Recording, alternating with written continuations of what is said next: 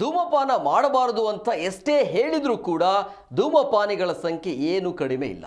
ಯುವಕರಿಂದ ಹಿಡಿದು ವಯಸ್ಸಾದವರ ತನಕ ಧೂಮಪಾನಿಗಳ ಸಂಖ್ಯೆ ಹೆಚ್ಚೇ ಇದೆ. ಹೀಗಿರುವಾಗಲೇ 18 ರೂಪಾಯಿ ಇದ್ದ ಸಿಗರೇಟ್ ಬೆಲೆ ಈಗ 72 ರೂಪಾಯಿ ಆಗಲಿದೆ ಎನ್ನುವ ಸಂಗತಿ ಧೂಮಪಾನಿಗಳಿಗೆ ಶಾಕ್ ಕೊಡ್ತಾ ಇದೆ.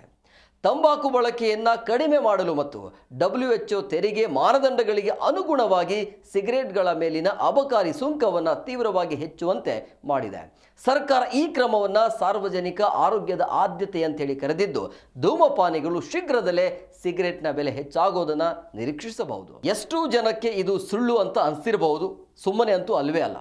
ಅಭಿಪ್ರಾಯ ಇತ್ತು ಈ ರೀತಿಯಾಗಿ. ಆದರೆ ವಾಸ್ತವವಾಗಿ 18 ರೂಪಾಯಿಗೆ ಸಿಗ್ತಾ ಇರುವಂಥ ಸಿಗರೇಟ್ 72 ರೂಪಾಯಿಗೆ ಮಾರಾಟ ಆಗೋದು ನಿಜ. ಆದರೆ ಸದ್ಯ ಈಗಿರುವಂಥ ಸ್ಟಾಕ್ಗಳು ಖಾಲಿಯಾಗಿ ಹೊಸ ಬೆಲೆ ಬರುತ್ತೆ. ಸೊ ಅಷ್ಟೇ ಅಲ್ಲದೆ ರಾತ್ರೋರಾತ್ರಿ ಇಷ್ಟು ಬೆಲೆ ದಿಢೀರ್ ಏರಿಕೆ ಆಗಲ್ಲ, ಬಟ್ ಹಂತವಾಗಿ ಅಂತೂ ಏರಿಕೆ ಆಗುವಂಥ ಎಲ್ಲ ಸಾಧ್ಯತೆ ಇದೆ.